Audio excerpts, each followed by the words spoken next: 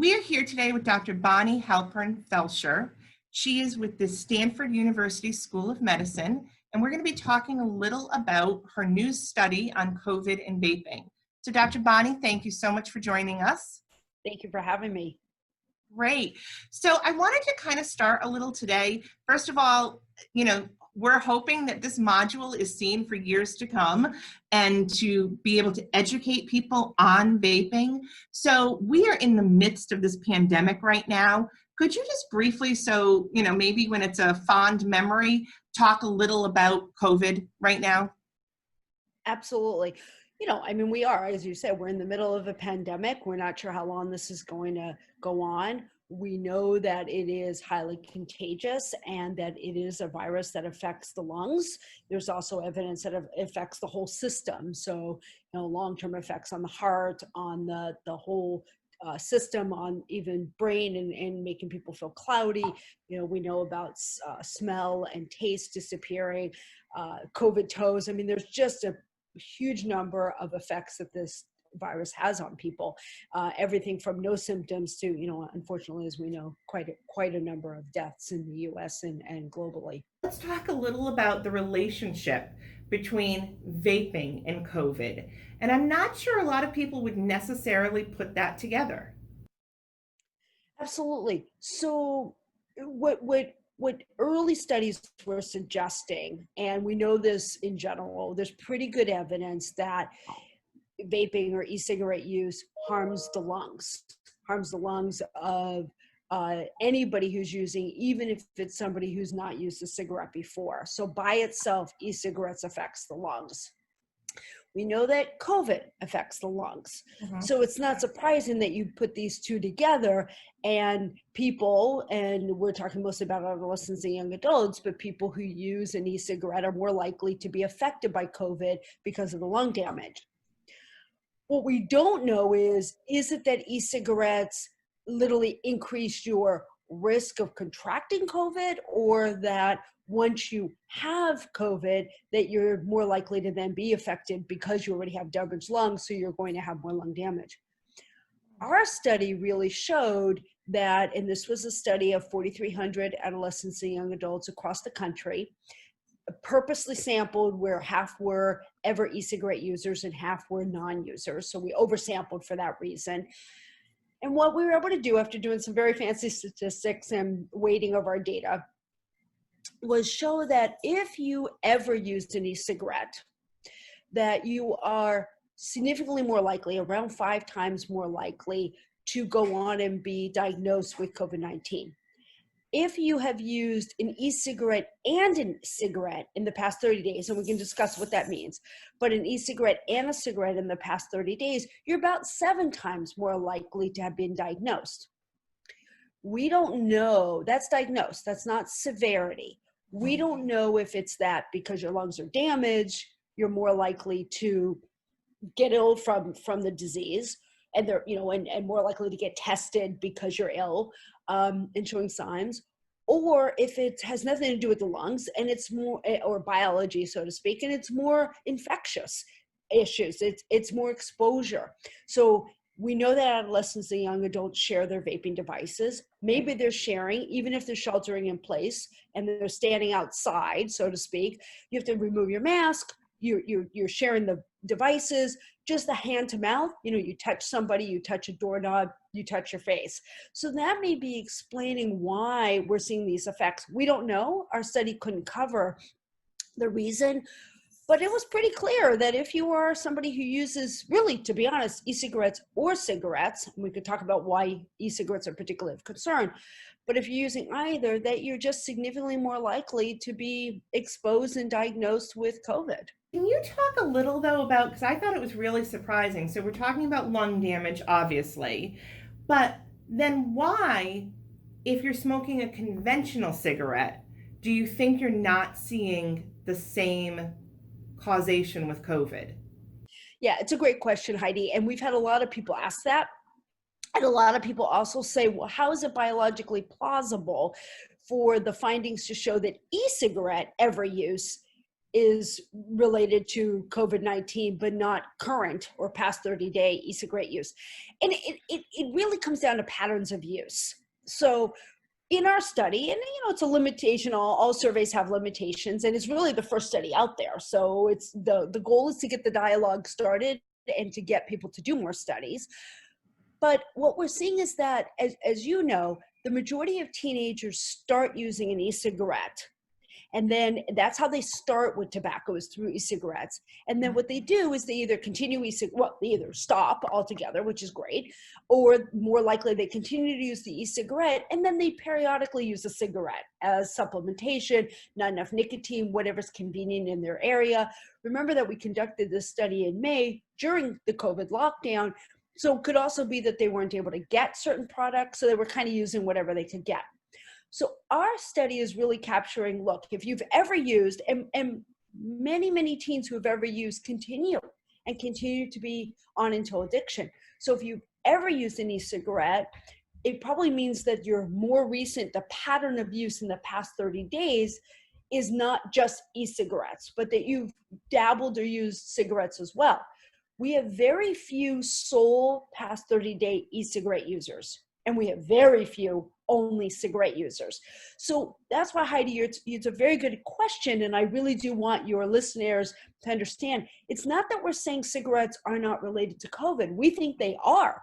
We think e-cigarettes are related, but it's the pattern of it's the data, it's the pattern of the teenage use patterns, which are showing that most teens are using both at least a little bit in the past 30 days, and that's why it's predictive.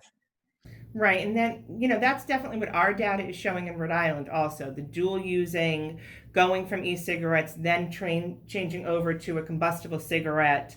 Talk a little about the FDA. I can't let you go without talking a little about what you're trying to do with the FDA and trying to get this regulated a little bit and moving along. And, we've gotten some pushback from the study, and then I'll talk beyond the study, but of, why we're so concerned about regulating e-cigarettes versus cigarettes or anything like that. Why are we sort of blaming it on e-cigarettes? Well, twofold. First of all, as you probably know, you can't regulate or change anything around cigarettes. The 2009 Tobacco Control Act, cigarettes are there. We can control how much nicotine is in there potentially. The FDA can do that, but the FDA cannot eliminate the sale of cigarettes. They were sort of grandfathered into the law. Mm-hmm. But e-cigarettes are a different story. In the 2016 deeming rule, e-cigarettes were then allowed to come under the FDA Tobacco Control Act. And in that, it said that any new tobacco product on the market, including e-cigarettes, have to go through the pre-market tobacco application process, PMTA. Until that happened, technically e-cigarettes were illegal. Technically, they weren't allowed to be sold. That's why San Francisco created the ordinance to say that no e-cigarette can be sold until they go through that process. So when I talk about regulation for e-cigarettes, I'm really saying we need to be monitoring what's happening, and the e-cigarette companies need to be compliant, and they need to submit their PMTAs, which a lot of them did. They were due this past few days. They did. And then the FDA really needs to review the data that's out there. We wrote a commentary in the Journal of Adolescent Health saying that the FDA really needs to look at youth data, because often the FDA only looks at what was submitted, and that may or may not include youth and the impact of these e-cigarettes on youth. So that's a long way of saying, my feeling is I really want the FDA to do their job. I want the FDA to look very, very carefully at the data, and not just industry data, but all the data that investigators have on the effect of e-cigarettes with young people, with adolescents and young adults, before they go ahead and authorize these products to be sold. Because right now, the data suggests that, or clearly show, that adults are not benefiting from using e-cigarettes to quit cigarettes. Some are, I always say the Sallys and the Johns out there are, but not as a population. And instead, what we're seeing is many teenagers starting to use these products and becoming addicted. And that's where my concern stands more. Are you starting to see, I know you deal mostly with vaping products. Are you starting to see a trend though with any of the just nicotine products? Because here at least we're starting to see some of we've got Puff Bar, we've got the Hyde, we've got all these um, lookalikes of Juul. But now we're starting to see more discrete products for kids who are addicted to nicotine. That now they're using nicotine pouches, toothpicks. There's ways to get vapors that you add the flavorings in after the fact. We haven't had kids in school since last March, but the kids who are now addicted, we're kind of fearful that that's going to be our next big thing. We are seeing some more Puff Crush, definitely. We actually have some new data coming out on this that can't talk about, so it's published. But we definitely see more Puff Crush, nicotine pouches. We haven't seen in our data, but we haven't really asked about the toothpicks. We're aware of it and we're concerned about it. We haven't seen it. We're also, I was hearing from some young people the other day who, and our data may be suggesting it too, that we're also seeing an increase in cigarette use again. And we don't, we know, and we've published on this too, that teens until very recently, and hopefully still believe that cigarettes are gross and not cool and all that. But if you need a fix, if you're addicted, you may basically use any product you can find.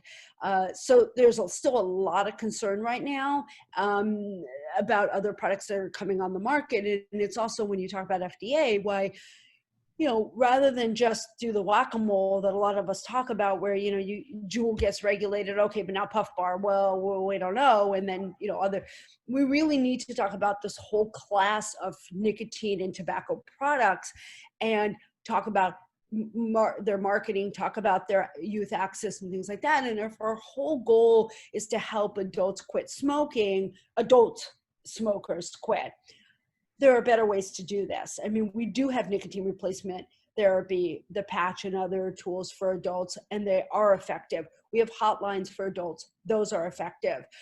We have, prescriptions that are effective. E-cigarettes and these other products are not effective in helping adults quit. And instead, like I said before, they're really instead attracting young people. And if we do find that e-cigarettes really do help adults quit, then go through CEDAR, the Center for, I always forget what it's called, but go through CEDAR at the FDA, put in an application for a device to help stop smoking cigarettes and market it as such, get it authorized, market it as such, and get it out of the hands of kids. And that's my concern. And that's why, I'm hard on the FDA right now. I'm saying we just keep doing one product and one thing at a time. And teens, I talk to teens all the time through the toolkit and other ways. They're just moving products around and they're just whatever, once they're addicted, and even if they're not addicted, there's just so much social pressure out there. I had one teenager who came to me, I gave a talk at a school. She came to me and said after, Dr. Bonnie, do you have a fake Juul? I said, why a fake Juul? And she said, because I'm getting so much pressure to use these products, I at least want to fake it. To which I said, well, we're not going to create fake Juuls in my lab, but, we'll certainly work with you on refusal skills. It's so hard for teens right now. I definitely can't let you go, though, without also just putting a plug in for the Stanford curriculum, for the vaping curriculum, which is few and far between. There are curriculums out there for teachers. We are talking to educators during this module.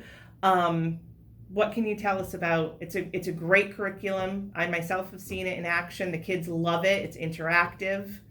Yes, thank you. So I'm the founder and executive director of the Stanford Tobacco Prevention Toolkit. It's a online curriculum, set of curriculums and lots of materials to help educators and, to be honest, parents, healthcare providers, and youth themselves to prevent use of all tobacco products.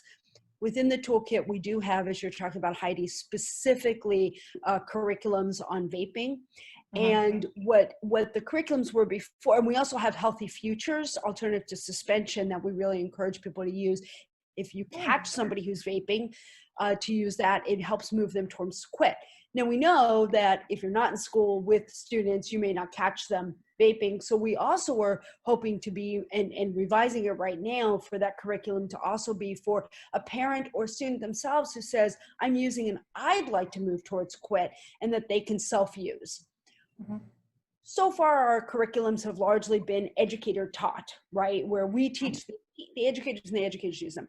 We are very excited, you probably have seen it, to have just launched, in fact, just Friday, we revised it even to be a completely self-paced remote learning curriculum that was before, where teachers can assign it and the students listen to videos. We actually just redid it, that it now is completely interactive. It's a course online. It is, there are games within, there are videos embedded, and teachers can either just assign it, and students can do it on their own, or you can go through it with your students and pause it at times and then have a discussion if you're able to have online teaching. So we really are excited about that new curriculum. We're going to be expanding it very soon. So please stay tuned. Also, our entire website's going to change in the next week to just be, or 2 weeks, to be a lot more user-friendly. So I would say follow us on social media and just keep checking back at the toolkit, because we're constantly putting on either new curriculums or just new ways of using our curriculums. Our curriculums are geared towards middle and high school students, but we do know schools who have used them as young as 3rd and 4th grade. And we actually recently heard about some community colleges or colleges using them with the freshman and sophomore students. Yeah. So you know, we encourage people to adapt it. We just ask that you make it clear that it's our toolkit and that you are not, that it's not your materials, since that's been a bit of a sensitive point, since we have had some people inappropriately take credit for our materials. No, I think we covered, yeah, just about everything. So I want to thank you so much for taking time out of your day to talk with us about this, and really appreciate it. Well, thank you so much for having me.